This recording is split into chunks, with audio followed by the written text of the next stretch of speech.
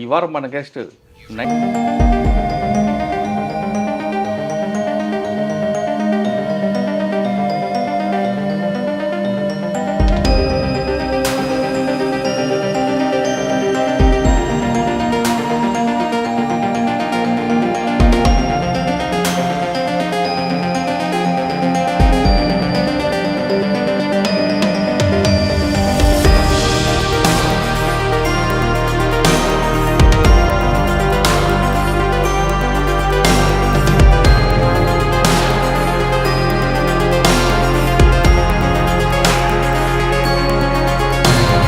వాళ్ళ కష్టాలు ఏంటి విషయం ఒకసారి అంటే చదువు కూడా అండి అక్కడ ఏరియా ఏజెన్సీ అవడంతో ట్రాన్స్పోర్ట్ ఏమీ ఉండేది కాదు, సిస్టమ్ ఉండేది కాదు.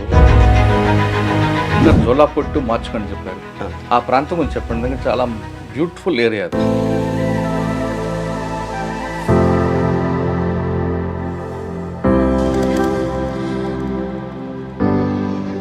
జోలాపూర్, మార్చ్కెండ్, వన్కడిల్లి అని చెప్పేసి 3 గ్రామాలు కలిపి ఒక ప్రాజెక్ట్ అండి, మార్చ్కెండ్ project.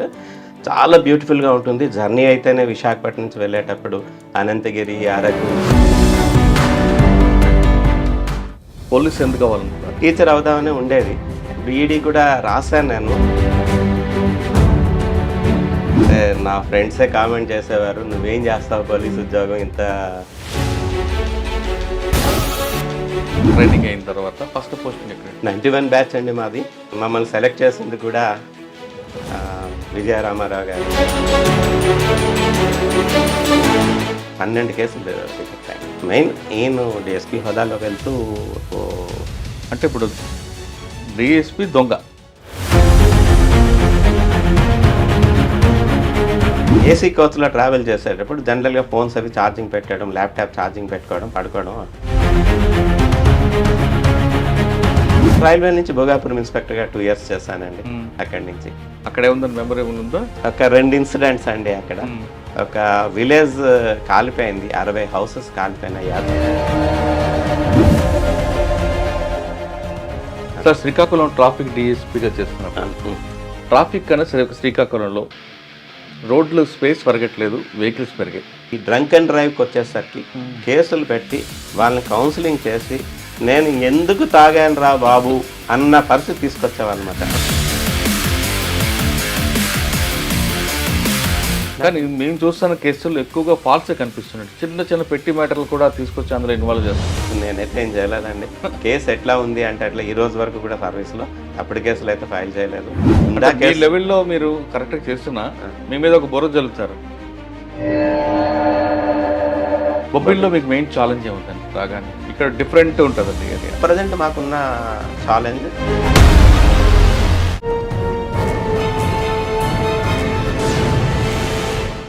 Welcome to crime diaries.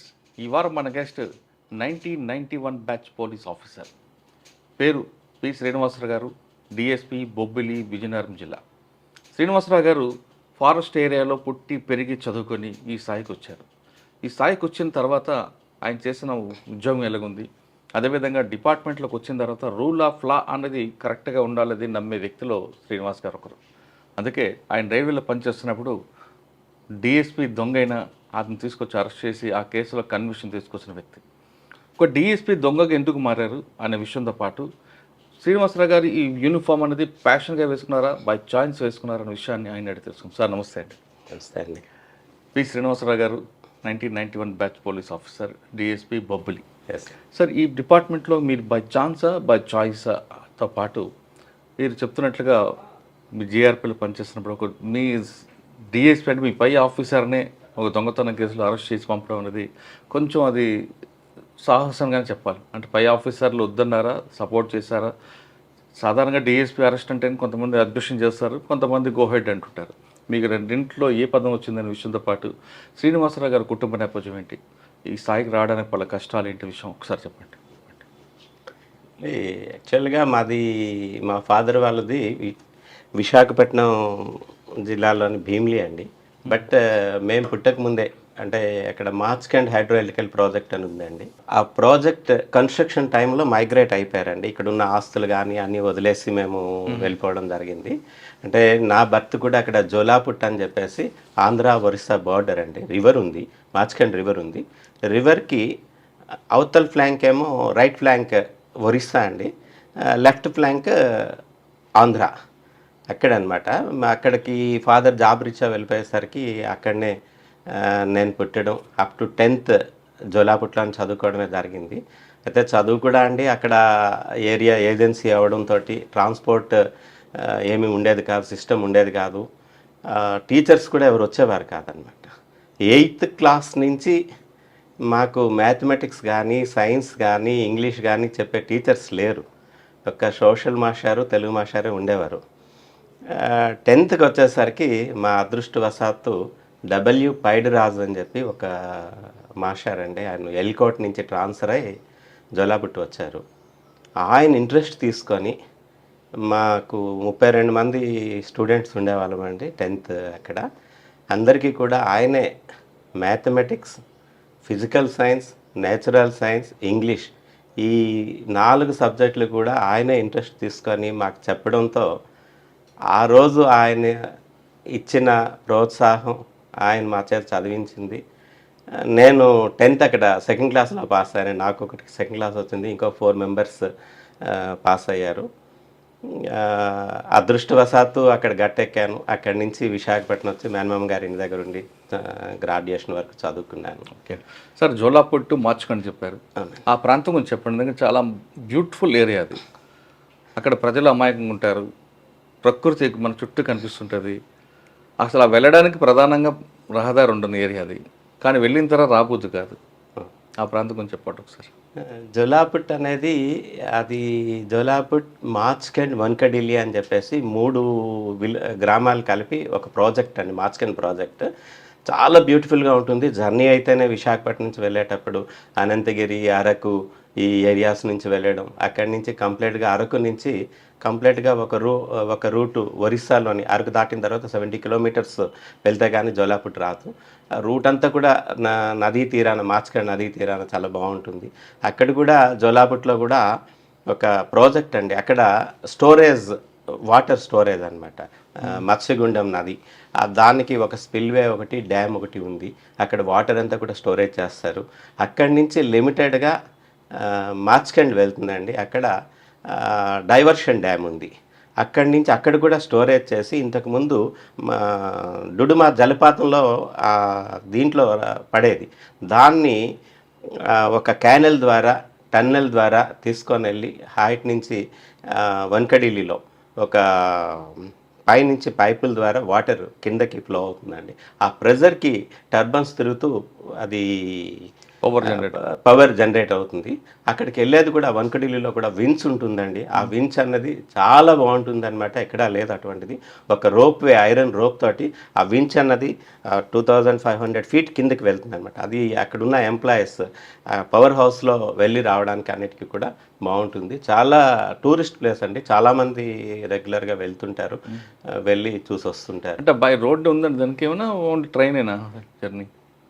ఇక్కడ ఓన్లీ ఆ ప్రాజెక్ట్కి వన్కడిలి అదే వించ్ హౌస్ ఉందండి. వించ్ హౌస్ నుంచి వెళ్ళడానికి అది ట్రైన్ కన్వీనియన్స్ లేదండి అక్కడికి. కాదండి, జోలాపుట్ వరకు వెళ్ళడానికి ట్రైన్ కన్వీనియన్స్ లేదండి. ట్రైన్లో వెళ్ళాలి అంటే అరకు దాటిన తర్వాత అండి ఒక జంక్షన్, బెజా అని చెప్పి ఒక జంక్షన్ వస్తుంది.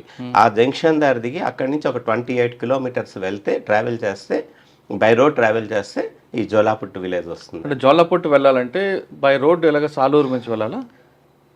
సాలూరు నుంచి, బొబ్బిలి నుంచి అయితే సాలూరు మీదుగా వెళ్ళొచ్చండి. విశాఖపట్నం నుంచి అయితే విశాఖపట్నం, ఎస్కోట, అనంతగిరి, అరకు దాటిన తర్వాత కూడా ఒరిస్సా వస్తుందండి. పాడువ, చట్టువ, పాడువ అక్కడి నుంచి వస్తుంది. అలాగే ఇంకొక రూట్ కూడా ఉందండి, అది విశాఖపట్నం, చోడవరం, వీమాడుగుల, పాడేరు, అక్కడి నుంచి పాడేరు నుంచి పెద్దబయలు నుంచి ముంచింగ్పుట్టు బోర్డర్ అండి, జోలాపుట్ అని వచ్చేది. అట్లానే ఈవెన్ వన్కడిలి వెళ్ళడానికి కూడా ముందు ఒక జంక్షన్ ఉంటుంది, ఆ జంక్షన్ దగ్గర లెఫ్ట్ తీసుకుంటే అక్కడి నుంచి కంప్లీట్గా ప్రాజెక్ట్ ఏరియాకి వెళ్ళిపోతాం. 2 రూట్స్ ఉన్నాయి. ఓకే, మేనమావ గారు ఇంటికి వచ్చారు, విశాఖపట్నం చదువుకున్నారు. అవునండి. ఇంటర్మీడియట్ డిగ్రీ కంప్లీట్ అయింది. మరి పోలీస్ ఎందుకు అవ్వాలనుకున్నారండి? అంటే యాక్చువల్గా నేనైతే టీచర్ అవుదాం అనుకున్నానండి. టీచర్ అవుదాం, గురువు గారిని ఆదర్శంగా తీసుకున్నారు. టీచర్ అవుదామని ఉండేది. బీఈడి కూడా రాశాను, నేను ఎంట్రన్స్ అది రాసాము. నేను నా బ్యాచ్మేట్ పాపారావు అని చెప్పేసి ఇక్కడ బొబ్బిలి ఇన్ఛార్జ్ డిఎస్ కూడా చేశారు. దురదృష్టవశాత్తు ఆయన ఇక్కడ లేరు, కరోనాలో ఆయన చనిపోయారు. ఆయన బిఏ, నేను బీకామ్ ఏవియన్ కాలేజ్లో. అక్కడి నుంచి కంప్లీట్ అయిన తర్వాత రాసాము. బట్ ఒకసారి చాలా మంచి ర్యాంక్ తెచ్చుకున్నాను, 251 ర్యాంక్ వచ్చింది. బట్ కమ్యూనికేషన్ గ్యాప్ వల్ల అది రాకపోవడం, అప్పుడు గుంటూరు నాగార్జున యూనివర్సిటీ వాళ్ళు కండక్ట్ చేశారు ఈ ఎంట్రన్స్ ఎగ్జామ్ అనేది. అయితే సీట్ రాలేదు. తర్వాత ఈ పోలీస్ డిపార్ట్మెంట్లో అడ్వర్టైజ్మెంట్ రావడం, సెలెక్ట్ అవ్వడం జరిగింది. నా ఫ్రెండ్సే కామెంట్ చేసేవారు, నువ్వేం చేస్తావు పోలీస్ ఉద్యోగం, ఇంత సున్నితమైన మనసు కదా అనేది, నువ్వేమైనా చేయగలవా అని చెప్పి నా ఫ్రెండ్సే కామెంట్ చేశారు. నీకెవరు ఇచ్చారు పోలీస్ ఉద్యోగం అన్నది. స్టేజ్ నుంచి ఇచ్చాడు. సో ట్రైనింగ్ అయిన తర్వాత ఫస్ట్ పోస్టింగ్ ఎక్కడ? 91 బ్యాచ్ అండి మాది. మమ్మల్ని సెలెక్ట్ చేసింది కూడా విజయరామారావు గారు, వ్యాస్ గారు, ఎంవి కృష్ణారావు గారు. ఆ టీం అండి మమ్మల్ని సెలెక్ట్ చేస్తుంది. సెలెక్ట్ చేసాం, అంబర్పేట హైదరాబాద్లో ట్రైనింగ్ కంప్లీట్ చేసుకున్నాం. వచ్చిన తర్వాత నాకు ప్రొబేషనరీ ఎస్ఐగా చింతపల్లి ఇచ్చారండి ఫస్ట్. చింతపల్లిలో కొద్ది కాలం చేసిన తర్వాత అక్కడ వర్క్ రిమైనింగ్ ఓన్లీ ఎక్స్ట్రీమిస్ట్ వర్కే ఉంది, రిమైనింగ్ వర్క్ లేదు అన్న ఉద్దేశంతో నర్సీపట్నం టౌన్ ప్రొబేషనరీ ఎస్ఐగా ఇచ్చారండి. అక్కడ చేశాను. చేసిన తర్వాత 92 డిసెంబర్లో ఫస్ట్ పోస్టింగ్ కృష్ణదేవిపేట అండి, కేడీపేట కృష్ణదేవిపేట. అక్కడ 8 months చేశానండి. అదే ఫస్ట్ ఎస్పీ ఎవరండి అప్పుడు విశాఖపట్నం? మేము జాయిన్ అయ్యేసరికి కోటేశ్వరరావు గారు ఉండేవారండి, కానీ పోస్టింగ్ ఇచ్చేసరికి మటుకు నర్సయ్య గారండి, ఎస్పీ గారు, సివి నర్సయ్య గారు. కేడీపేటలో మీరు మీకు మెయిన్ ఛాలెంజ్ ఏమొచ్చిందంటే, అంటే అక్కడ కూడా ఎక్స్ట్రీమిజం అండి, ఎక్స్ట్రీమిజం. అక్కడనే మేము జాయిన్ అయిన డిసెంబర్ 23rd చార్జ్ తీసుకున్నామండి. జనవరిలోనే మన ఎమ్మెల్యే గారు, అప్పటి MLA ex minister Pasupuleti Balaraju గారి తాలూకా కిడ్నాపింగ్ జరిగింది. అది మా సర్కిల్ లిమిట్స్లో, యాక్చువల్గా ఆ సర్కిల్లో KDPeta, Koyyuru and Mampa police station లిమిట్స్లో జరిగింది. అదొక ఆఫీసర్స్ అందరూ రావడం, ఆ రోజుల్లో ఆయన కోసం అని చెప్పి కూమింగ్ ఆపరేషన్స్ చేయడం, ఇవన్నీ కూడా. కానీ ఆయన విడుదల చేయడానికి మరి కొంతమందిని తీసుకొచ్చి విడిచిపెట్టారు కదా హెలికాప్టర్లో. క్రాంతి రణదేవని విడిచిపెట్టారు. అక్కడ ఎంత కేడీపేటలో 6 నెలల 8 months చేశానండి. విపరీతంగా అంటే కూమింగ్స్ విపరీతంగా చేసామండి. 2 ఇవి ఉండేవి, ఏఓపీలు ఉండేవి మాకు, నా అండర్లో. సరిబన్న పార్లమెంట్ కొమ్మిక ఏఓపీస్ ఉండేవి, అక్కడ ఏపీఎస్పీ ఉండేది. అక్కడికి రెగ్యులర్గా విజిట్ చేయడం, పార్టీలు తీసుకొని ఎక్స్ట్రీమిస్ట్ కోసం కూమింగ్ ఆపరేషన్స్ చేయడం, ఇవన్నీ కూడా చాలా బాగా చేస్తామండి అక్కడంతా. కేడీపేట తర్వాత అండి అక్కడి నుంచి అనకాపల్లి రూరల్కి వచ్చానండి. అనకాపల్లి రూరల్కి వచ్చినప్పుడు అప్పుడు ఎస్పీ సంతోష్ మెహ్రా గారు అండి నాకు పోస్టింగ్ ఇచ్చింది అక్కడ. సార్ సంతోష్ మెహ్రా గారి టైంలోనే ఈ ఆపరేషన్స్లో, ఈ కూమింగ్ ఆపరేషన్స్లో కొత్త ఒరవడి క్రియేట్ అయిందండి. ఏంటండి?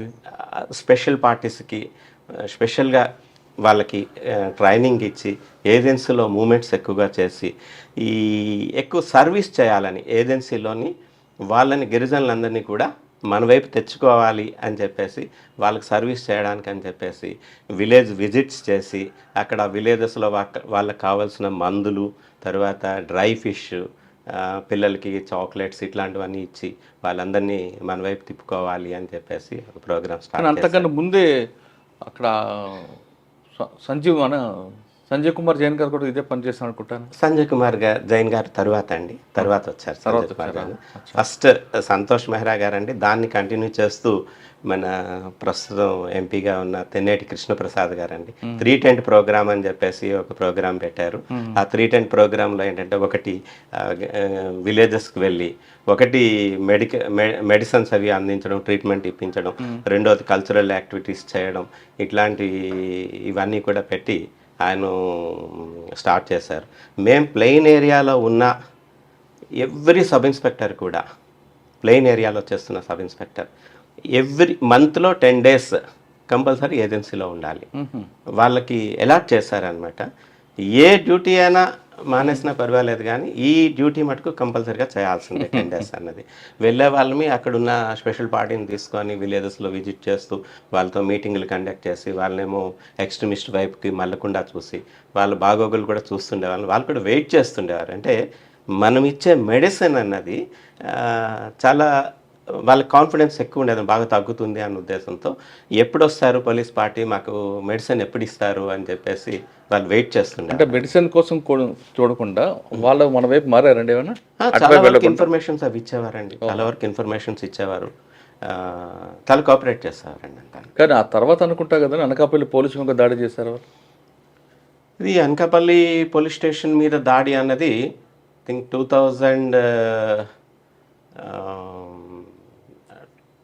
2002లో జరిగింది. 2002 and 2003లో జరిగిందండి అంతా కూడా. కానీ ఆ ఇన్ఫర్మేషన్ మనకి ఎందుకు రాలేదండి పోలీస్కి? అంటే ఎవరు ఎక్స్పెక్ట్ చేయలేదండి. ఆ రోజు ఒక బస్సుని వాళ్ళు హైజాక్ చేశారు. మాడుగుల నుంచి వచ్చే ప్రైవేట్ బస్సుని హైజాక్ చేసినప్పుడు ఆయన బస్సు కనిపించడం లేదు అని చెప్పేసి పోలీస్ స్టేషన్కి ఇన్ఫర్మేషన్ అయితే వచ్చింది. ఇది ఎవరు కూడా ఎక్స్పెక్ట్ చేయలేదన్నమాట అసలు. అంటే ఇట్లా బస్సులో వెళ్ళిపోయారు, ఆ బస్ని ఉపయోగించుకొని వస్తున్నారు అన్న విషయం ఎవరు ఎక్స్పెక్ట్ చేయాలి. దట్ ప్లెయిన్ మనకి ఎప్పుడు థ్రెట్ అంతా కూడా ఏజెన్సీ మీదే ఉంటా తప్పించి, కానీ ప్లెయిన్ ఏరియా ఎప్పుడు ఎక్స్పెక్ట్ చేయాలి. ఎక్స్పెక్ట్ చేయకుండా ఉండడం వల్ల వాళ్ళు వచ్చి అటాక్ చేయడం. ఆపరేషన్ గుర్తుందండి? కంప్లీట్గా గుర్తుందండి. ఆ రోజు యాక్చువల్గా జరిగింది ఏంటంటే, నేను దేవరాపల్లి సబ్ ఇన్స్పెక్టర్ అండి అప్పుడు. యాక్చువల్గా చోడవరం సబ్ ఇన్స్పెక్టర్ నాకు పోస్టింగ్ ఇస్తానని చెప్పి అప్పుడు ఎస్పీ గారు అతుల్ సింగ్ గారండి నాకు ఫోన్ చేసి కరెక్ట్ వీక్ డేస్ ముందు మీకు చోడవరం ఇస్తాను, మీరు వెళ్ళి జాయిన్ అవ్వండి అని చెప్పేసి నాకు చెప్పారు. సరే సార్, నాకు ఫ్యామిలీ అది మొన్న రీసెంట్గానే నేను తీసుకొచ్చి దేవరాపల్లిలో పెట్టుకున్నాను, ఈ టైంలో నేను చోడవరం వెళ్ళలేను సార్ అంటే, మంచి పోలీస్ స్టేషన్ కదా, పిల్లలు చదువుకోవడానికి వాటికి అక్కడ బాగుంటుంది కదా అంటే, లేదు సార్ ఇక్కడ మంచి స్కూల్ ఉంది, నేను ఇక్కడనే కంటిన్యూ అవుతాను సార్ అవకాశం ఉంటే, నాకు చోడవరం వెళ్ళడం ఇప్పుడు ఇష్టం లేదు సార్ అన్న. అది జరిగిన 1 weekకి ఈ ఇన్సిడెంట్ జరిగిందండి. ఎన్ని గంటలకు వాళ్ళు అటాక్ చేశారండి బస్సు? అరౌండ్ 11:30 అండి. 11:30 అటాక్ నైట్ వచ్చిందండి. ఆ ఫోన్ కూడా అటాక్ జరుగుతుంటే నాకు అనకాపల్లి నుంచి ఫోన్ వచ్చింది, sir Anakapalli town police station blast చేస్తున్నారు అని. అయితే అది అయి ఉండదు, మాక్ డ్రిల్ ఏదో చేస్తున్నారేమో అని చెప్పేసి నేను చెప్పడం జరిగింది వాళ్ళకి. వెంటనే చోడవరం కూడా బ్లాస్ట్ అయింది అని చెప్పేసి నాకు ఇచ్చారు. ఎప్పుడైతే ఇన్ఫర్మేషన్ వచ్చిందో ఇమీడియట్గా అలర్ట్ అయ్యామన్నమాట మేము కూడా. అన్ని పోలీస్ స్టేషన్లు కూడా ఇంకెక్కడెక్కడ జరుగుతాయా అని చెప్పేసి అలర్ట్ అయ్యాము. అంతా కళ్ళ ముందు మెదులుతుందండి ఇష్యూ అంతా కూడా. ఒకసారి రివీల్ చేయగలరా అది అనకాపల్లి? ఎందుకంటే ఒక కానిస్టేబుల్ కూడా చనిపోయారు, వెపన్స్ తీసుకెళ్ళిపోయారు, తర్వాత బస్సులో కాకుండా వాళ్ళు లారీలో వెళ్ళినట్టున్నారు కదా. ఇది వాళ్ళు బస్సును హైజాక్ చేసిన తర్వాత అండి వెళ్ళి టువర్డ్స్ తుమ్మపాల మీదుగా వాళ్ళు వచ్చారండి. తుమ్మపాల మీదుగా వాళ్ళు వచ్చారు. వచ్చినప్పుడు ఒక ఆయన యూనిఫామ్లో, అంటే అంతకు ముందే పక్కన అనకాపల్లి టౌన్ పోలీస్ స్టేషన్ పక్కన ఒక థియేటర్ ఉంది, సత్యనారాయణ థియేటర్ అని చెప్పేసి. ఆ సత్యనారాయణ థియేటర్ దగ్గరికి మఫ్టీలో వాళ్ళు ఒక లీడర్ ఒక ఆయన వచ్చారు. వచ్చి అక్కడి నుంచి ఎవ్రీథింగ్ ఆయన అబ్జర్వ్ చేస్తూ ఆ ఇన్ఫర్మేషన్ని వాళ్ళకి పార్టీకి పాస్ ఆన్ చేస్తున్నారు. జనరల్గా అక్కడున్న ఇన్స్పెక్టర్ గారు టీం అంతా కూడా టౌన్ పోలీస్ స్టేషన్ అనేసరికి ఆల్మోస్ట్ 11 o'clock వరకు కూడా అంతా అలాగా ప్రజలంతా వస్తుంటారు. అయితే 11:15 అరేంజ్ అవుతుందండి. ఇన్స్పెక్టర్ గారు కూడా అప్పుడు అప్పారావు గారు ఇన్స్పెక్టర్ గారు వెళ్ళిపోయారు. ఇంకా పోలీస్ స్టేషన్లో ఎవరు లేరు. Head constables, night in charge plus constables వాళ్ళు ఉన్నారు.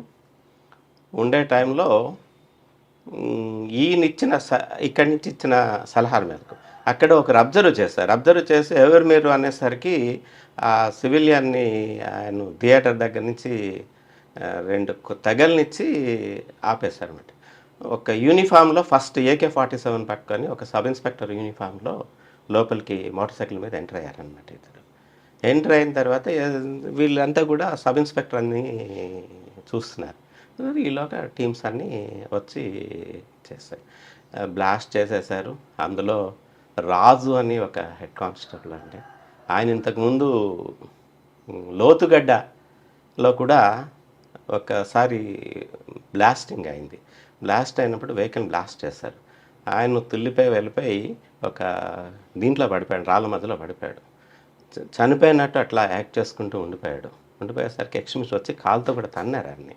తన్ని చనిపోయారని చెప్పేసి వెళ్ళిపోయారు. ఇక్కడ కూడా ఆయన ఏంటంటే రెండోసారి ఆ సైకిల్ మధ్యన దూరిపోయి ఉండిపోయాడనమాట ఆయన. ప్రాపర్టీ దీనిలో ఆయన సేవ్ చేసుకోగలిగాడు. అయితే ముగ్గురిని ఆ ఇన్సిడెంట్లో ముగ్గురిని చిట్టి బాబు అని చెప్పేసి ఒక ట్రైబల్ కానిస్టేబుల్ని, శ్రీనివాస్ అని ఒక కానిస్టేబుల్ ప్లస్ ఇంకొక ఆయన పేరు నాకు గుర్తులేదండి. ముగ్గురిని తీసుకొని వెళ్ళిపోయారు వాళ్ళు. తీసుకెళ్ళిన తర్వాత చిట్టిబాబుని ఆయన ఎక్కువ యాంటీ ఎక్స్ట్రీమిస్ట్ ఫీల్డ్లో చేశారన్న ఉద్దేశంతో ఆయన్ని చంపేశారు. బట్ శ్రీనివాస్ నేను ఇంకొక కానిస్టేబుల్ని విడిచిపెట్టారండి వాళ్ళు. వాళ్ళిద్దరూ ఒక 3 days తర్వాత నడుచుకుంటూ వచ్చారు. వచ్చి చేశారనమాట. ఇప్పుడు ఆయన మొన్నటి వరకు రీసెంట్గా శ్రీనివాస్ అన్న ఆయన ట్రాఫిక్ సబ్ ఇన్స్పెక్టర్గా గోపాలపట్నంలో చేశారు. రీసెంట్గా ట్రాన్స్ఫర్ అయింది, ఎక్కడికి వెళ్ళారో తెలియదు. అప్పారావు గారు ఉన్నారండి ఇప్పుడు?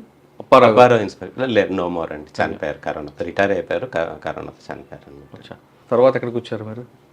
దేవరాపల్లి అండి. దేవరాపల్లి నుంచి మళ్ళీ అనకాపల్లి ట్రాఫిక్ని దేవరాపల్లి నుంచి కసింకోట ఎస్ఐగా వచ్చానండి. కసింకోట ఎస్ఐగా చేశాను. కసింకోట నుంచి రైల్వేస్కి వచ్చాను. రైల్వేస్లో ఒక 1 year 4 months చేసిన తర్వాత ఇన్స్పెక్టర్ ప్రమోషన్ వచ్చింది. కసింకోటలో నేను చేస్తుండగా అక్కడ ఒక ఎక్స్ట్రీమిస్ట్ రంపు పట్టుకున్నానండి. ఒక 1835 దళిటన్ స్టిక్స్ పట్టుకున్నానండి.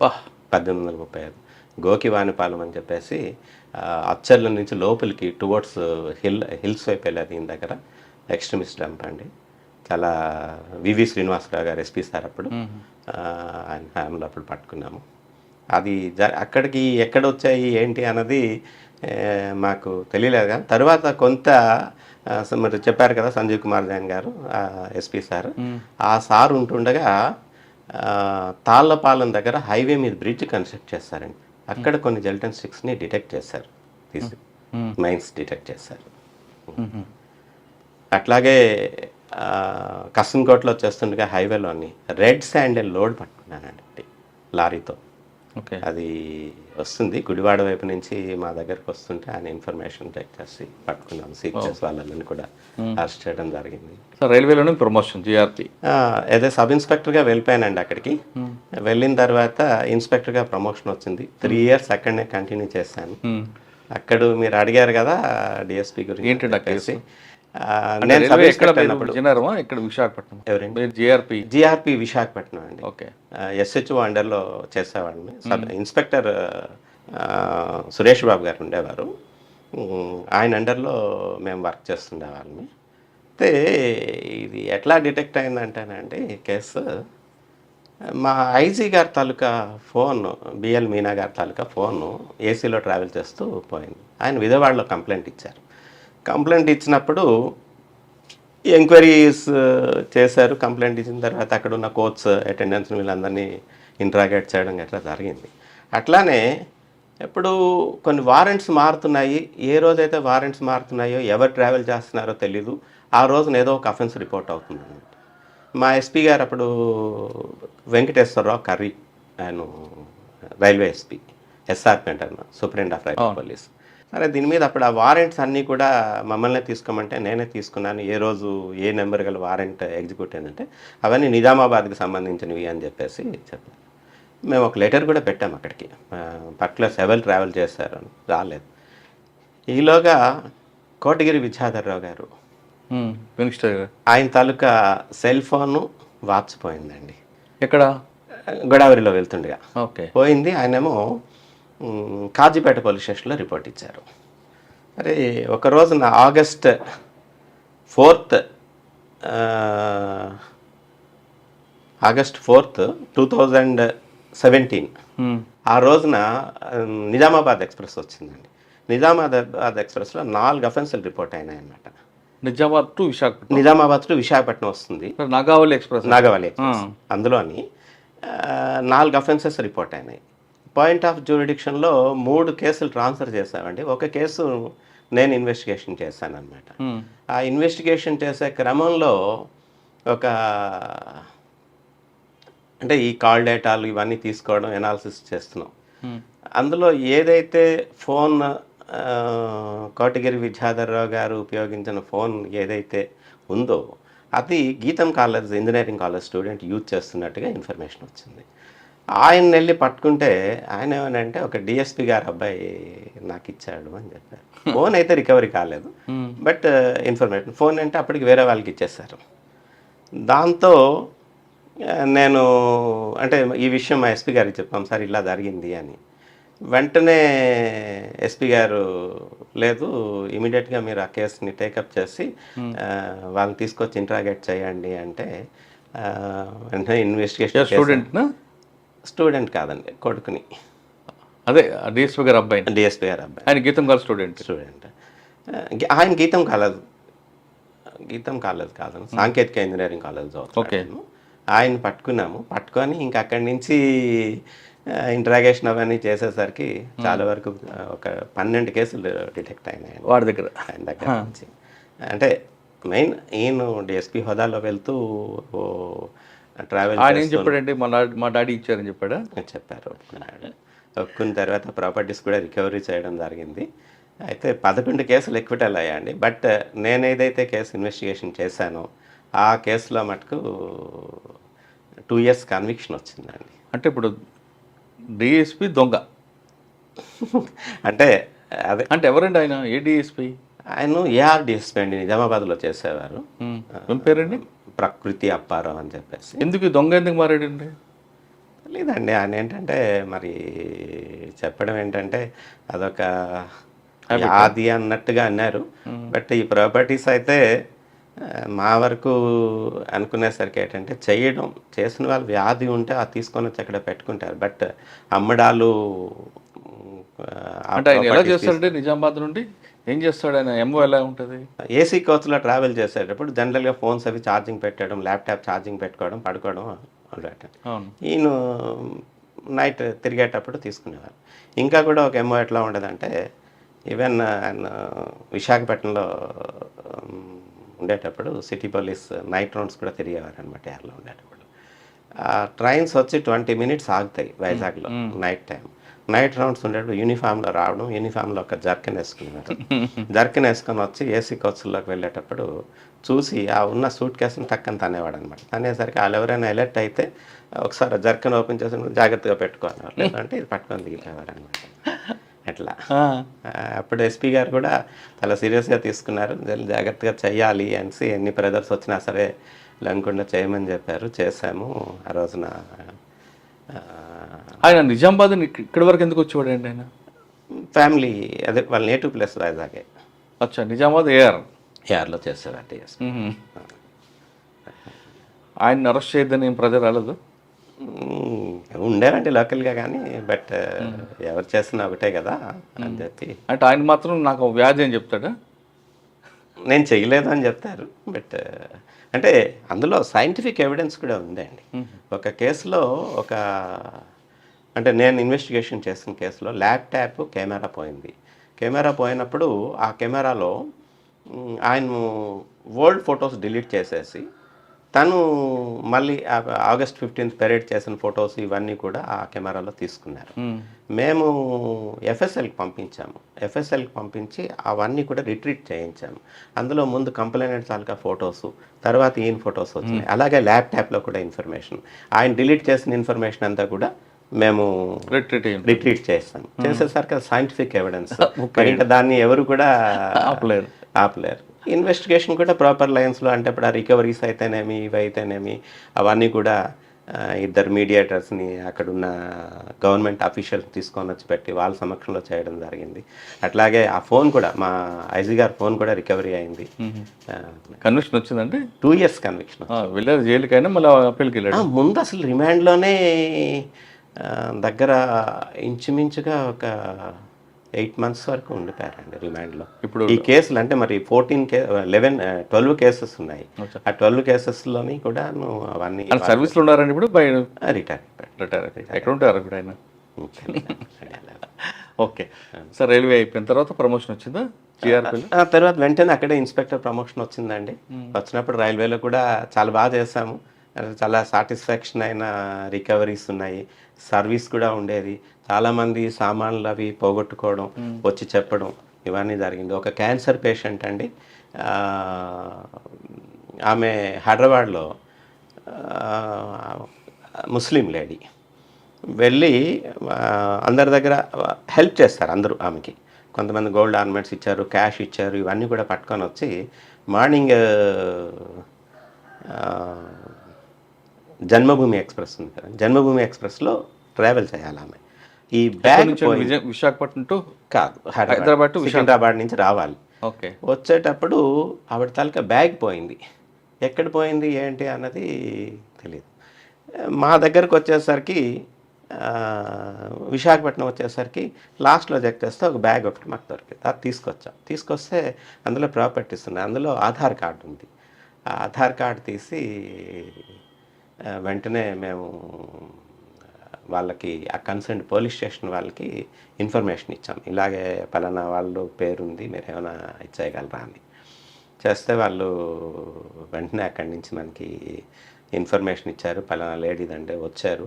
ఆమె వచ్చిన తర్వాత చూస్తే, అంటే ఆవిడ చెప్పిన స్టోరీ చూస్తే, అదే క్యాన్సర్ ట్రీట్మెంట్ కోసం వాళ్ళు చేసిన హెల్ప్, ఆ రోజు అందులో ఉన్న ఆర్నమెంట్స్ అయితేనేమి, క్యాష్ అయితేనేమి, ఇంకా ఈవెన్ ఒక బట్టల్లో కూడా ఆమె దాచింది. ఆమె వచ్చిన తర్వాత తీసుకున్నారన్నమాట అవన్నీ. అది చాలా సాటిస్ఫాక్షన్ ఉండేదండి. అట్లాగే శ్రీశైలం ఆయన ఆచార్య గారు అనమాట, ఆచార్య గారు, ఆయన కూడా గోల్డ్ ఆర్నమెంట్స్ పోయినాయండి. ఎక్కడ పోయినాయో ఆయనకి తెలియదు. ఒక లెటర్ అన్ని పోలీస్ స్టేషన్స్కి ఆయన రాశారు. ఇలాగ నేను చాలా పేదవాడిని, టీచర్ని, నా తాలూకు ఆర్నమెంట్స్, గోల్డ్ ఆర్నమెంట్స్ పోయినాయి అని చెప్పేసి, నేను వైజాగ్ నుంచి ట్రావెల్ చేస్తున్నాను అని చెప్పేసి, ఒక 6 గాజులు, ఒక నెక్లెస్ ఒకటి పోయిందని చెప్పేసి ఇచ్చారు. దాని మీద నేను చదివాను, లెటర్ చదివాను. మేమైతే ఎఫ్ఐఆర్ ఏమి ఇష్యూ చేయలే. బట్ ఒక అక్యూజ్ని పట్టుకునేసరి ఇంటాక్ట్ గోల్డ్ దొరికింది మాకు. వెంటనే అది గుర్తొచ్చి వాళ్ళని కాంటాక్ట్ చేశా. సార్, మీ తాలూకా ఆర్నమెంట్స్ ఏమైనా మీరు ఐడెంటిఫై చేయగలరా అంటే, గాజుల్లో శ్రీశైలం అని రాస్తుంటుందండి అన్నారు. చూసేసరికి అదే. వెంటనే ఇమీడియట్గా మేము ఎఫ్ఐఆర్ ఇష్యూ చేయడం జరిగింది. చేసి సేమ్ ఆ కంప్లైంట్ ఏమన్నారండి ఆయన తర్వాత ఎవిడెన్స్ ఇవ్వడానికి వచ్చారండి. వచ్చినప్పుడు ప్రాపర్టీ తీసుకున్నారు. వచ్చిన తర్వాత వాళ్ళ ఫీల్ అయిన మూమెంట్స్ కాదు, ఆయన అక్కడికి వెళ్ళి, శ్రీశైలం వెళ్ళి అక్కడ పూజ చేయించి, మా పేరున పూజ చేయించి, అక్కడి నుంచి ప్రసాదాలు రుద్రాక్షలు పంపిస్తూ, మా ఫాదర్ చనిపోయిన రోజున అన్నదానం కోసం డబ్బులు కట్టారండి అక్కడ. సార్, జిఆర్పి అనగానే కేసులు అవుతాయి కానీ రికవరీ కాదనేది ఒక అపోహ ఉంది, వాస్తవం అంటారా? లేదండి, నేను చేశాను, 3 years చేశాను. 3 years కూడా మా దగ్గరకు వచ్చి గోల్డ్ పోయింది, లేకపోతే ఆర్నమెంట్స్ పోయాయి అని చెప్పి ఇచ్చిన కంప్లైంట్లో మ్యాక్సిమం మేము చేసామండి. 3 years కూడా నా percentage of detection, percentage of recovery 70% అండి. చాలా చాలా ఆర్నమెంట్స్. సార్, విశాఖపట్నం బయలుదేరి హైదరాబాద్ వెళ్ళే ట్రైన్ ఎక్కాను. హైదరాబాద్ దిగిన తర్వాత నా బ్యాగ్ పోయింది. ఎక్కడ హైదరాబాద్లో ఇవ్వాలా, విశాఖపట్నం ఇవ్వాలా, ఎక్కడ పోయిందో నాకు తెలియదు. ఎక్కడ పోయిందో తెలియదు మీకు. మీరు ఎక్కడ చూసుకున్నారు? నేను హైదరాబాద్లో చూసాను. అక్కడనే కంప్లైంట్. కానీ వాళ్ళు ఏమంటారంటే ఇది మా జ్యూరిడిక్షన్ కాదు, విశాఖపట్నం చూసాను. లేదండి, జిఆర్పిలో ఉన్న ఒక్కటి ఏంటంటే, ఎక్కడ మనం నోటీస్ చేసామో నా బ్యాగ్ పోయిందనో, నా ఆర్నమెంట్స్ పోయినాయి అని చెప్పేసి ఎక్కడైతే మనం చూసామో, ఆ చూసిన దాన్నే జ్యూరిడిక్షన్ వస్తుంది. ఇప్పుడు మీకు డిఎస్పీ గారి కేసు చెప్పాను కదా, యాక్చువల్గా పోయింది ఎక్కడో పోయింది, కానీ ఆయన ఐడెంటిఫై చేసింది వైజాగ్లో దిగేటప్పుడు లెగిచి చూసుకునేసరికి ఆయన బ్యాగ్, ల్యాప్టాప్ బ్యాగు, కెమెరాస్ అవన్నీ పోయినాయి. అందుకని మేము ఇన్వెస్టిగేషన్ చేసాం. ఓకే, దిగిన తర్వాత చూసుకుని ట్రైన్ ఆగింది, కానీ రన్నింగ్లో ఉంది, నేను కాజీపేటలోనో ఇంకొక దగ్గర రన్నింగ్లో ఉన్నప్పుడు చూసాను. ఆ ట్రైన్ అక్కడ ఆగదు. మీ వాళ్ళు ఏమంటారంటే నువ్వు జనగాంలో చూసావు కాబట్టి పోయి జనగాం ఇవ్వు అంట. లేదు లేదు, మీరు ఎక్కడ ఐడెంటిఫై చూసుకుంటే మీరు రిపోర్ట్ ఇచ్చేటప్పుడు కూడా ఎట్లా అంటేనండి, మీరు ఎవరికైనా రిపోర్ట్ ఇవ్వచ్చు. స్టేషన్లో అండ్ మీకు టీటీ ఉంటారు కదా, టీటీకి ఇవ్వచ్చు. అలాగే పెట్రోలింగ్ పార్టీ ఉంటుంది, ఆర్పిఎఫ్ వాళ్ళు కంప్లైంట్ ఇవ్వచ్చు. లేదు, మీరు దిగిపోయిన పోలీస్ స్టేషన్లోకి వెళ్ళి ఎక్కడైతే రైల్వే స్టేషన్ డెస్టినేషన్ కంప్లీట్ చేసుకున్న తర్వాత అక్కడ రిపోర్ట్ ఇవ్వచ్చు.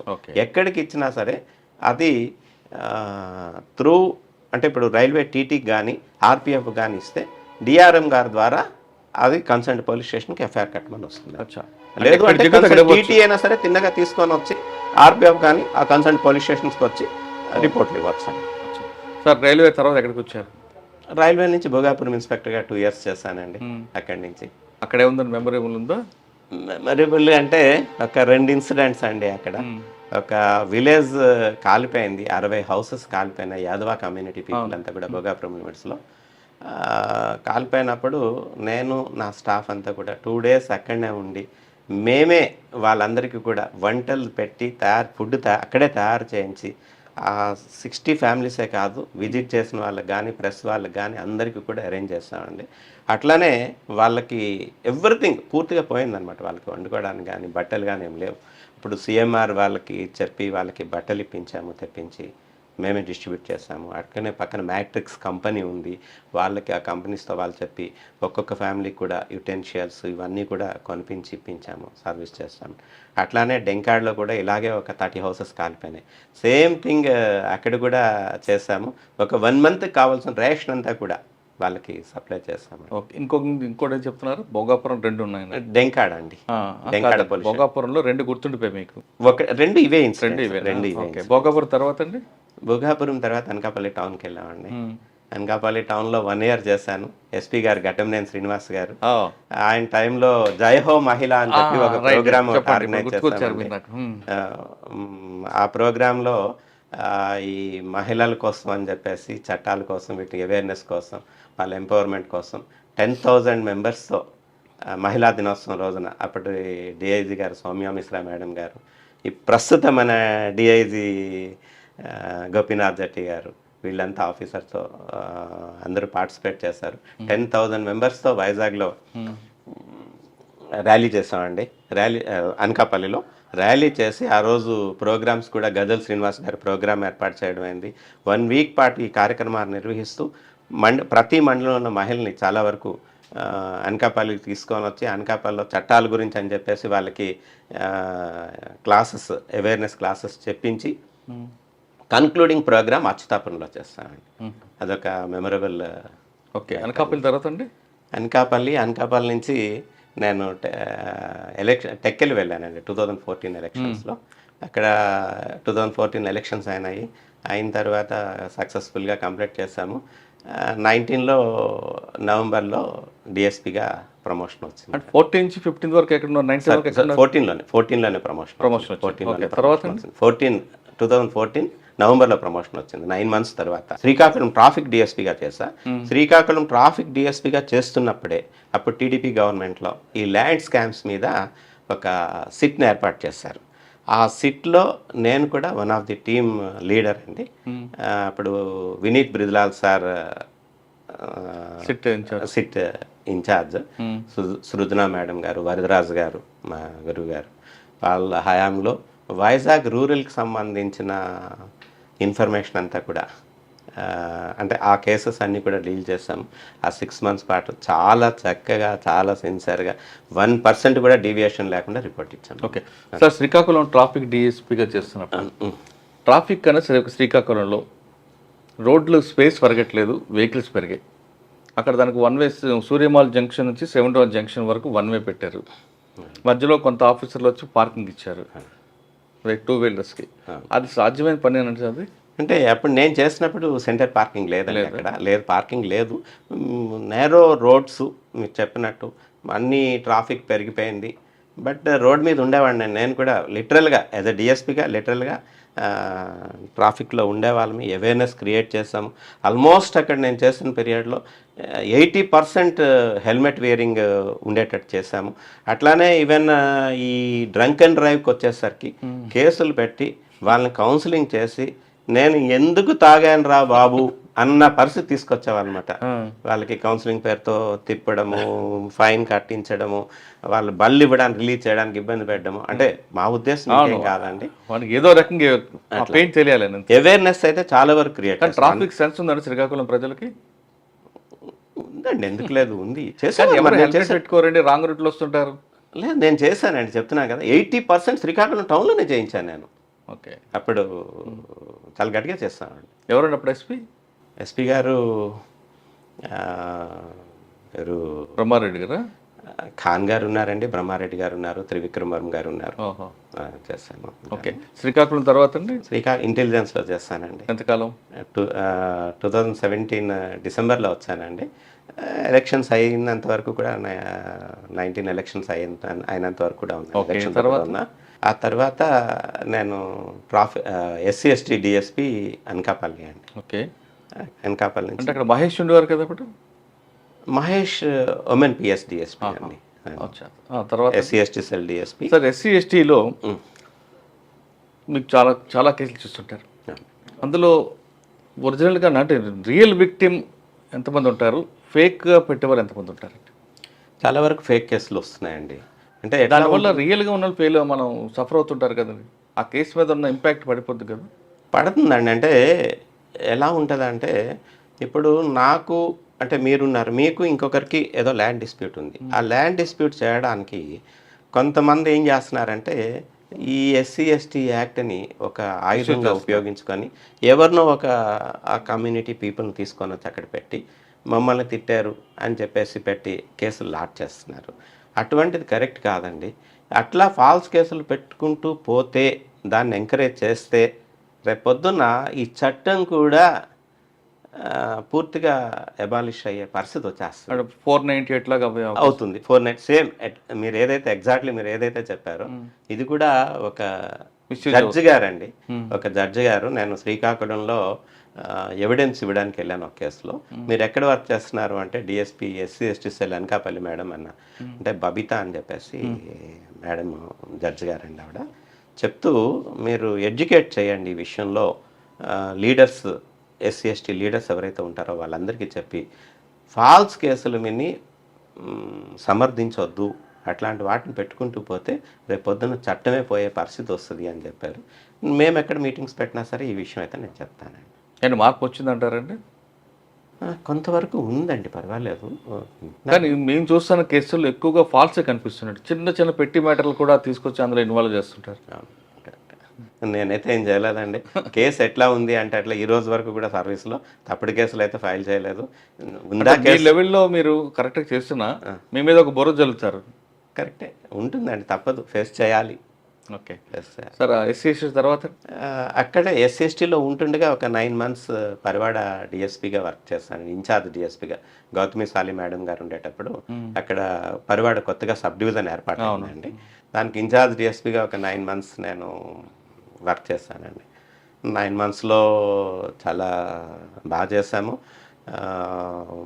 మెయిన్ ఎన్ఓఓబి ఇష్యూ ఒకటి ఉండేదండి, నేవల్ ఆల్టర్నేటివ్ ఆపరేషనల్ బేస్.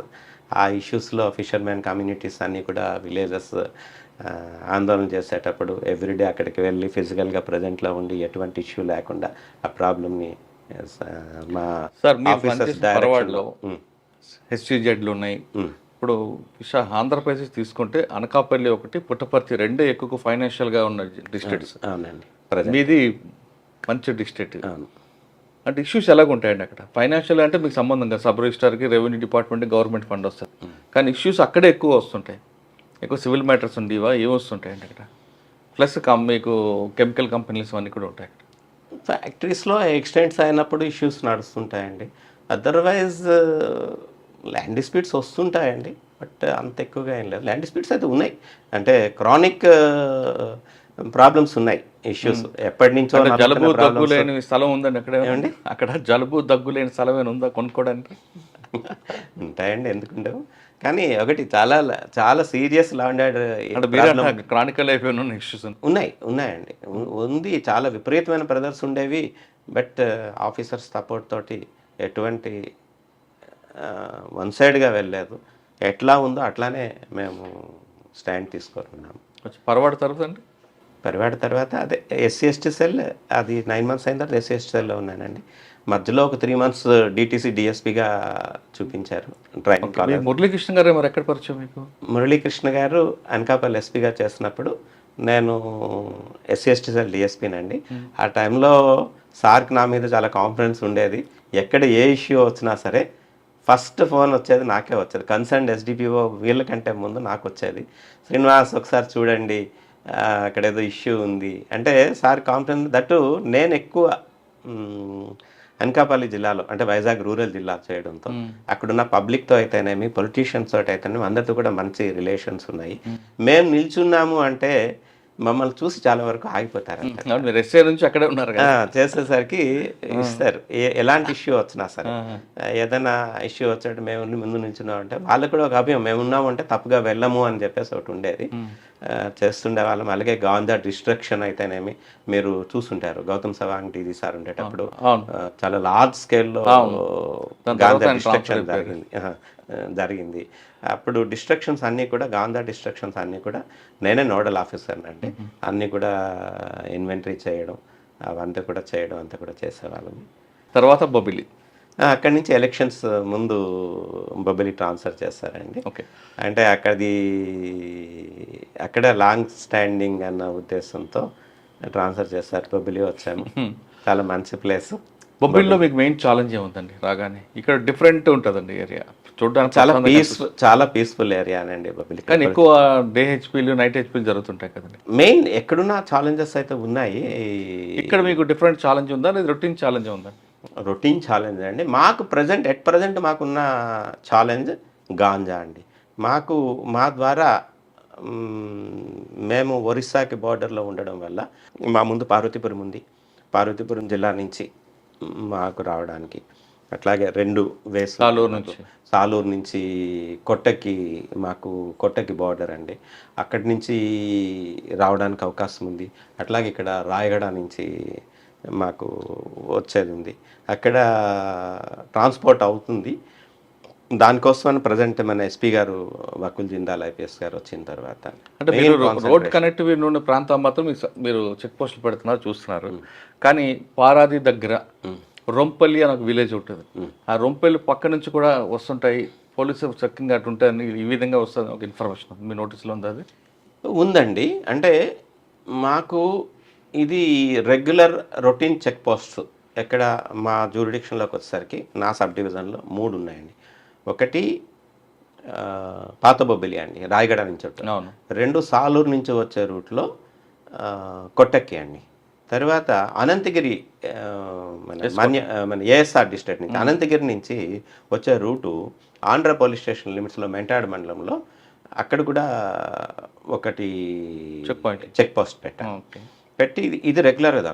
ఇది కాక ఎవ్రీడే 3 సర్కిల్స్లో కూడా డైనమిక్ వెహికల్ చెకింగ్స్ అని చెప్పేసి చేస్తున్నాడు. ఆ కన్సర్న్ సబ్ ఇన్స్పెక్టర్ ఎవరైతే ఉన్నారో ఆ సబ్ ఇన్స్పెక్టర్ తన స్టాఫ్ తోటి వెళ్ళి 2 hours పాటు సర్ప్రైజింగ్ ఆడ్ అవర్స్ ఏదైతే గాంజా ట్రాన్స్పోర్టేషన్కి అవకాశం ఉన్న వేస్ ఉన్నాయో ఆ వేస్ మేము ముందుగా చెప్తామండి. చెప్పి పలానా దగ్గర మీరు చేయండి, సర్ప్రైజింగ్గా వెహికల్ చెకింగ్ చేస్తున్నాం. ఓకే, అంటే మీరు తీసుకున్న డెసిషన్ వల్ల ఏమైనా దొరికాయండి, దొరికినాయి, పట్టుకున్నామండి. 2 సార్లు మాకు కొట్టకి చెక్ పోస్ట్లో గాంజా దొరికిందండి. ఓకే, గాంజా దొరికింది. సార్ మీరు విజయనగరం జిల్లా ఎస్పీ గారు సంకల్పం ఒక మంచి కార్యక్రమం తీసుకున్నారు. దానికి సంబంధించి బొబ్బిల్లో కూడా మీరు ఇటీవల పెద్ద కార్యక్రమం చెప్పారు. ఆ కార్యక్రమం ఉద్దేశం ఏంటి? దాని నుండి వచ్చిన ఇన్పుట్ ఏంటంటే? మా విజయనగరం జిల్లా ఎస్పీ వకుల్ జిందాల్ గారు సంకల్పం అనే ప్రోగ్రామ్ డిజైన్ చేశారు. ఆయనే స్వయంగా కొన్ని వీడియోస్ అన్నీ తయారు చేయించి ఆ ఇంపాక్ట్ ఎట్లా ఉంది అని చెప్పి ఒక వీడియో ఒకటి కుంచే రఘు గారు యాక్ట్ చేసింది. ఒక 3 minutes 5 minutes ఉంటుందండి. అది చాలా అది చూసేలాగుంటే ప్రతి వాళ్ళు కూడా డెఫినెట్గా చేంజ్ అవుతారు ఎవరైనా సరే. అది చాలా కళ్ళకు కట్టినట్టుగా, అంటే ఒక తల్లిదండ్రులు అల్లారు ముద్దుగా పెంచుకున్న బిడ్డడు ఈ వ్యసనాలకు లోనై ఏ విధంగా ఆయన తాలూకా జీవితం పాడు చేసుకున్నాడు, ఏ విధంగా కోల్పోయాడు అన్నది. ఫస్ట్ గాంజాకి అలవాటు పడడం వల్ల ఆ, తెలుసుకుంటారు, ఫాదర్ తెలుసుకొని ఆయన్ని కంట్రోల్ చేసేసరికి ఈవెన్ మదర్నే కొట్టి బయటికి వెళ్ళిపోయి వెళ్తూ వెళ్తూ దొంగతనాలు చేస్తూ, అంటే చైన్ స్నాచింగ్లు చేస్తూ ఆ వచ్చిన డబ్బులతో గాంజాని తీసుకొని వచ్చి ఆ, అది మత్తుమందు తీసుకుంటూ చేసేది. ఏ విధంగా ప్రాణాలు కోల్పోయాడు ఏంటి అన్నది చాలా ఉందండి. అదే కాకుండా వాళ్ళు ఎవరైతే గాంజాకి అలవాటు పడి ఉన్నారో వాళ్ళను మార్చడానికి ఏ విధంగా సపోర్ట్ కావాలి అన్నది సహచరుల ఇది కానీ, పేరెంట్స్కి సపోర్ట్ కానీ, ఇవన్నీ కూడా వీడియోస్ అని ఇచ్చారు. అవన్నీ కూడా programme first miracle college of engineering భోగాపురంలో మా రేంజ్ డిఐజీ గారు వచ్చారు చీఫ్ గెస్ట్గా. ఆ రోజు ప్రోగ్రాం జరిగింది. ఈ విధంగా చేయండి అని చెప్పారు. అదే ప్రోగ్రామ్ని ఛాలెంజింగ్గా తీసుకొని మేము రీసెంట్గా ఇక్కడ సూర్య రెసిడెన్షియల్ ఉందండి, కాలేజ్ స్టూడెంట్స్ని అందరినీ అక్కడికి సుమారుగా 500 మెంబర్స్ని తీసుకొని వచ్చి ఆ రోజు కాస్త మోటివేషన్గా ఉంటుందని సాయి కుమార్ ఈ పోలీస్ రోల్స్ చేశారు, ఆయన హీరో, ఆయన్ని కూడా తీసుకొని వచ్చాము. మా ఎస్పీ గారు అటెండ్ అయ్యారు. ఆ రోజు ఒక ర్యాలీ కండక్ట్ చేయడం జరిగింది. ఒక బెలూన్ ఒకటి, ఈ సంకల్పం అని చెప్పేసి ఒకటి ఎగరేయడం జరిగింది. అలాగే అంతా ఈ వీడియోస్ ప్లే చేసిన తర్వాత ఎస్పీ గారు, హీరో సాయి కుమార్ గారు మాట్లాడారు. ఇవన్నీ అయిన తర్వాత వాళ్ళకు ఒక క్విజ్ ఒకటి కండక్ట్ చేయడం జరిగింది. ఈ డూస్ డోంట్స్ అన్నీ కూడాను వాళ్ళకి పేపర్లో సర్క్యులేట్ చేయడం జరిగింది. అట్లానే ప్రతి కాలేజీకి కూడాను ఒక యాంటీ డ్రగ్ స్క్వాడ్ ఒకటి కమిటీ ఒకటి ఫామ్ చేయడం జరిగింది. అందులో స్టూడెంట్స్తో పాటు టీచర్స్ వీళ్ళు కూడా సభ్యులుగా ఉండి ఆ కమిటీని ఏర్పాటు చేయడం జరిగింది. ప్రతి కాలేజీలో మెయిన్ సెంటర్స్లో డ్రాప్ బాక్స్ కూడా పెట్టడం జరిగిందండి. ఆ డ్రాప్ బాక్స్లో ఏంటంటే ఎవరైనా సరే ఏదైనా ఇన్ఫర్మేషన్ ఇవ్వడానికి, అంటే మళ్ళీ వాళ్ళ పేర్లు అవి కానీ ఏమైనా వస్తే ఇబ్బంది అవుతుంది, వాళ్ళకి ఏమైనా హెరాస్మెంట్ గురవుతారేమో అని చెప్పేసి మీరు ఎప్పుడైనా చేయొచ్చు అని చెప్పాము. మేము ఎవ్రీ 10 డేస్కి ఒకసారి అది విజిట్ చేసి ఆ డ్రాప్ బాక్స్లోని ఫిర్యాదులు కలెక్ట్ చేసుకుంటున్నాము. అట్లానే అది స్టార్టింగ్ పెద్ద ప్రోగ్రామ్ చేశామండి. నెక్స్ట్ కూడా ముందు ఫస్ట్ డిగ్రీ కాలేజెస్ ఏవైతే ఉన్నాయో ఆ కాలేజెస్ అన్ని కంప్లీట్ చేసుకున్న తర్వాత అలాగ ఆల్టర్నేటివ్గా ఇచ్చేస్తుంది. నాట్ ఓన్లీ గాంజా అండి, వీటి మీదే కాకుండా రోడ్ యాక్సిడెంట్స్ మీద, సైబర్ క్రైమ్ మీద, ఉమెన్ సేఫ్టీ మీద, వీటన్నిటి మీద కూడా రెగ్యులర్గా సబ్ ఇన్స్పెక్టర్స్ విలేజ్ విజిట్ చేసి వాళ్ళకి మోటివేట్ చేస్తున్నారు, ఎడ్యుకేట్ చేస్తున్నారు. సార్, సంకల్పం కార్యక్రమం ఆబ్జెక్టివ్ మంచిది వస్తుంది, కాదనట్లేదు. కానీ ప్రజలకి ముఖ్యంగా ట్రాఫిక్ అండి, డ్రగ్స్ తీసుకున్న వాళ్ళు, గంజా పీల్చిన వాళ్ళు ఒక 1%, 2%, 3% ఉంటే పోలీస్ ఒక అవసరం 100% ఉండేది కేవలం ట్రాఫిక్. మీ సబ్ డివిజన్లో ట్రాఫిక్ గురించి చూస్తుంటే కొంచెం భయంకరంగా ఉంటుంది. రోడ్లు చిన్నవి, వెహికల్స్ పెద్దవి, అది కూడా పబ్లిక్ కూడా అవగాహన లేకుండా విచ్చలవిడగా తిరుగుతుంటారు. మీ శ్రీకాకుళంలో ఏ విధంగా అయితే 80% హెల్మెట్ తీసుకొచ్చారో ఇక్కడ కూడా అదే ఇంప్లిమెంట్ చేశారా? ట్రై చేస్తున్నామండి. అయితే విలేజ్ లెవెల్లో అయితే ఈ హెల్మెట్స్ చేయడం లేదు, కానీ హైవే దగ్గరకు వచ్చేసరికి చేయిస్తున్నాము. అంటే ఈ మధ్యంతా కూడా ఎలక్షన్ ఇయర్ అవడంతో కాస్త మెన్ అంతా కూడా ఆ ఎలక్షన్ విధుల్లో ఉండడంతో కాస్త ఇదైందంటే స్టార్ట్ చేస్తాము. హెల్మెట్ వేరింగ్ గురించి కార్యక్రమాలు ప్లాన్ చేసుకుంటున్నాము. అట్లాగే ప్రతి చోట కూడా ట్రాఫిక్ గురించి అయితే మటుకు నేను పర్సనల్గా నేను ట్రాఫిక్ డిఎస్పీగా వర్క్ చేశాను 3 years, ట్రాఫిక్ ఎస్ఐగా 1.5 years చేశాను. అదే కాకుండా రెగ్యులర్ పోలీసింగ్లో కూడా ఈ యాక్సిడెంట్స్ వల్ల ఎలా ప్రాణాలు పోతున్నాయి, ఏ విధంగా రోడ్డు మీద పడుతున్నారు ఫ్యామిలీస్ అన్నవి నా ఫ్యామిలీలోనే జరిగిందండి. 2 ఇన్సిడెంట్స్ జరిగినాయి. అయ్యో, ఒకటి బుడుమూరు దగ్గర నా మేనల్లుడు 6 members స్పాట్లో చనిపోయాడు. యాక్సిడెంట్ 2011లో. అందులో అంటే నేను చెప్పేది కూడా దీన్ని కూడా నేను చెప్తుంటాను అనమాట, ఎక్కడ అవేర్నెస్ కార్యక్రమంలో ఉన్నా. కాకపోతే అక్కడ ఆ రోజున డ్రైవ్ చేసేటప్పుడు డ్రైవింగ్ లైసెన్స్ ఉంది, వెహికల్కి ఇన్సూరెన్స్ ఉంది, అన్ని సర్టిఫికేట్స్ ఉన్నాయి. ప్రాణాలను అయితే తీసుకురాలేదు, కానీ వాళ్ళ మీద ఆధారపడిన వాళ్ళకి 38 lakhs rupees ఇన్సూరెన్స్ అమౌంట్ వచ్చింది. అట్లాగే అదే నా ఫ్యామిలీలోనే ఇంకొక అమ్మాయి నాకు కూతురు వరుస అవుతుందండి. వాళ్ళ ఫాదరు డ్రైవరు, లారీ డ్రైవరు. ఆయన మ్యారేజ్ కోసం అని అమ్మాయిని ఆ, చూశారంటే క్యాన్సర్ ఎఫెక్ట్ అయింది. బ్రతకుండగా చేసేద్దాం అనుకున్నారు. మ్యారేజ్ ఫిక్స్ అయింది. కానీ చేసే లోపల ఆయన చనిపోయారు. మ్యారేజ్ అవ్వకముందే దినం రోజు తల్లి చనిపోయింది. అనాథ అయిపోయింది అమ్మాయి. ఆ అమ్మాయికి ఫ్యామిలీ మెంబర్స్ అందరూ కలిసి పెళ్లి చేశాము. పెళ్లి చేసిన తర్వాత ఆ కుర్రోడు కూడా విజయవాడలో ఉంటున్నాడు, బాగానే చూసుకుంటున్నాడు. బట్ ఒకరోజు ఈయన పని కాదు, వేరే ఆయన పని కోసం అని చెప్పేసి కోర్టుకి వెళ్ళి నందిగామ వెళ్ళి తిరిగి వస్తుండగా బైక్ డ్రైవ్ చేసే అబ్బాయికి డ్రైవింగ్ లైసెన్స్ లేదు, వెహికల్ కొత్త వెహికల్ ఇన్సూరెన్స్ చేయించలేదు. వచ్చి చిన్న కరువు దగ్గర యాక్సిడెంట్ అయ్యి స్పాట్లో ఇద్దరు చనిపోయారు. ఒక్క నయా పైసా ఇన్సూరెన్స్ అమౌంట్ రాలేదు. అమ్మాయి జీవితం రోడ్డున పడ్డాడు. వీటన్నిటిని కూడా ఎగ్జాంపుల్స్గా చెప్తూ అన్ని రికార్డులు ఉండి బండి డ్రైవ్ చేయడం వల్ల ఉపయోగాలు ఏంటి, లేకుండా పోతే ఏంటి జరుగుతుంది, వీటి మీద మైనర్ డ్రైవింగ్ మీద వీటి మీద కాన్సన్ట్రేట్ చేస్తూ ఎడ్యుకేషన్ అవేర్నెస్ అయితే క్రియేట్ చేయడం మటుకు గట్టిగానే ప్రతి కాలేజీలో, ప్రతి స్కూల్స్లో, గ్రామాల్లో కూడా మేము ఈవెన్ ఎలక్షన్లో మీటింగ్స్ అప్పుడు కూడా ప్రతి విలేజ్లో కూడా ఇదైతే ట్రాఫిక్ మీద అయితే మటుకు కాన్సన్ట్రేట్ చెప్తున్నాను. రీసెంట్గా కొట్టక దగ్గర ఒక యాక్సిడెంట్, 2 బైకులు కొల్యూజన్లో 3 చనిపోయారు. ఇంకొక ఇద్దరు చాలా అంటే చాలా బ్రతకరేమో అన్న ఇష్యూ నుంచి సర్వైవ్ అయ్యారు వాళ్ళు.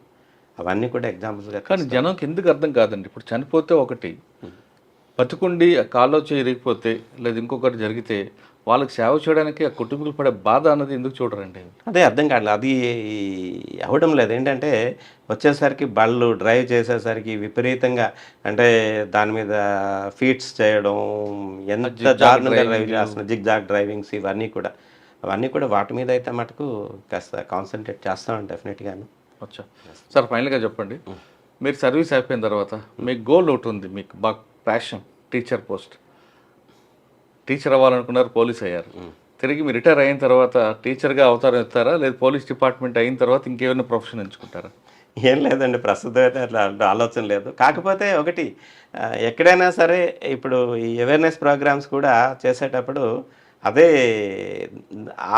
ఆ ప్రొఫెషన్ అక్కడ ఏదైతే వదులుకున్నామో ఈ అవేర్నెస్ ప్రోగ్రాంలో దాన్ని ఉపయోగించుకుంటున్నాను అనమాట. అంటే అది లోపల ఉన్న దాచిన డెఫినెట్గా ఎక్కడైనా మాట్లాడడానికి ఎక్కువగానే ఈ అవేర్నెస్ కార్యక్రమాల్లో ముందుంటాము, మాట్లాడతాము. వాళ్ళు కూడా జనాల్లో కూడా బాగానే ఎక్కుతుందండి మేము చెప్పే ఇది. కానీ ఇది కూడా సార్ ఫైనల్గా చెప్పండి, ఈ డిపార్ట్మెంట్లో వచ్చే వాళ్ళకి మీరు ఇచ్చే మెసేజ్ ఏంటండి? సేవ చేయడానికి ఒక అదృష్టం అండి. పోలీస్ ఉద్యోగం చేయడం కూడా ఒక అదృష్టంగానే భావించాలి.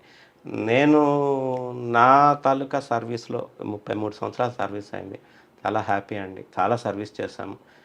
ఒకటి, ఫస్ట్ మనం పోలీస్లో సక్సెస్ అవ్వాలి అంటే మన నోటు తీరు బాగా అవ్వాలి. నేను పాటించేదైతే డెఫినెట్గా ఎదుటి వాళ్ళని గౌరవించడం, వచ్చిన వాళ్ళని పోలీస్ స్టేషన్లో కూర్చోబెట్టి, రాగానే నేను సబ్ ఇన్స్పెక్టర్ చేసినప్పుడు కూర్చోబెట్టి మాట్లాడడం, వాళ్ళ సమస్యని ఏదైతే చెప్తున్నారో సౌమ్యంగా వినడం, మనం ఎంతవరకు వాళ్ళకి చేయగలం అన్నది వాళ్ళకి చెప్పి ఫ్రాంక్గా, బాబు ఇది మా పరిధిలో లేదు, అయినా నేను ఈ ప్రయత్నం చేస్తాను అని చెప్పి వాళ్ళకి ఎక్స్ప్లెయిన్ చేస్తే 50% ప్రోగ్రెస్ అక్కడే షార్ట్ అవుట్ అయిపోతుంది. అసలు ఆఫీసర్ నోటీసు కూడా ఏ ఇష్యూస్ కూడా వెళ్ళవు. అది కల్టివేట్ చేసుకొని మన సబార్డినేట్స్ని కూడా గౌరవిస్తూ వాళ్ళ చేత మంచిగా పని చేయించుకొని చేయాలండి. పోలీస్లో చేయడం కూడా ఒక అదృష్టమే. నలుగురికి సహాయం చేసే అవకాశం ఆ భగవంతుడు మనకి ఇచ్చాడు. అందరికి పోలీస్ డిపార్ట్మెంట్ రమ్మంటారు అయితే? డెఫినెట్గానండి, డెఫినెట్గా ఇదొక ఆపర్చునిటీ. నిజమే. ఇప్పుడు నేను చెప్తున్నాను కదండి, నేను చేసిన మొట్టమొదటి పోలీస్ స్టేషన్ నుంచి, ఫ్రమ్ కేడీపేట నుంచి ఈ రోజు వరకు కూడా అన్ని పోలీస్ స్టేషన్ నుంచి నాకు కాంటాక్ట్లో ఉంటారు. ఇప్పుడు అనకాపల్లిలో ఉన్నాను, నేను చేస్తానండి. 4 years 2 months అనకాపల్లి రూరల్ ఎస్ఐగా చేశాను. యాక్చువల్గా 3 years tenure, 4 years 2 months చేశాను. అప్పటికి నాకు ట్రాన్స్ఫర్ లేదు. నా అంతటి నేను వెళ్ళి శ్రీధర్ రెడ్డి గారు, ఇప్పుడు ఏఎస్పీ గారు, ఆయన దగ్గరికి వెళ్ళి, సార్ నాకు 4 సంవత్సరాలు అయిపోయింది, ట్రాన్స్ఫర్ చేయండి సార్ అని చెప్పేసి పాడేరు వేయించుకొని వెళ్ళాను అనమాట. ట్రాన్స్ఫర్ చేయించుకొని వెళ్ళాను. అంటే వాళ్ళు స్టిల్ ఇప్పటికి కూడా 93, 97 నేను అనకాపల్లి చేస్తాను. వాళ్ళకి ఏ చిన్న సమస్య వచ్చినా నాకు కాల్ చేస్తారు. నేను కూడా ఫోన్ రింగ్ అయింది అంటే డెఫినెట్గా ఆన్సర్ చేస్తాను. ఆన్సర్ చేసి వాళ్ళకి సరైన సమాధానం చెప్తాను. ఏ టైంలో ఎంత నిద్ర లేకపోయినా సరే ఫోన్ రింగ్ అయితే లేచిపోతాను. అంతేగాని మీరు మామూలు టైంలో ఎంత టీవీ సౌండ్ పెట్టినా ఏం చేసినా మేమేమి పట్టిన ఎంత గొడవ అయినా సరే ఎంత మైక్ పెట్టుకొనివ్వండి, బట్ ఫోన్ రింగ్ అయ్యేసరికి లేచిపోయేటట్టు. ప్రజలకు సేవ చేయాలంటే police department the best platform అంటున్నారు పి శ్రీనివాసరావు గారు. పోలీస్ ఉద్యోగం అనేది ఒక అదృష్టంగా భావించండి. డిపార్ట్మెంట్లో రండి, వచ్చిన తర్వాత మీ నోటిని అదుపులో పెట్టుకుంటే ప్రజలు జీవితాంతం మీకు గుర్తు పెట్టుకుంటారని చెప్తున్నారు. ఇక్కడ సేవకి హద్దు లేదు, ఆకాశమే హద్దుగా పనిచేయచ్చు. ఏ డిపార్ట్మెంట్లో అవసరం ఉన్నా సరే ముందు ప్రజలు గుర్తుకొచ్చేది పోలీస్ కాబట్టి ఆ పోలీస్ ఉద్యోగంలో పవర్ఫుల్ ఉంటుంది, అందులో ఉన్న బ్యూటీ వేరేగా ఉంటుంది. ఖచ్చితంగా రండి, కానీ డబ్బుల కోసం మాత్రం ఈ డిపార్ట్మెంట్కి వద్దు. సర్వీస్ మోటోలో రండి, ఇందులో ఉన్న ఆదాయం కానీ పేరు కానీ అన్నీ కూడా జీవితాంతం ఉంటాయని శ్రీనివాస్ గారు చెప్తున్నారు. ఇది పి శ్రీనివాస గారితో ఎక్స్క్లూజివ్ ఇంటర్వ్యూ. వచ్చే వారం మరో గెస్ట్తో మళ్ళీ కలుద్దాం. అంతవరకు నమస్తే. Thank you sir. Thank you అండి. Thank you very much. Super అండి.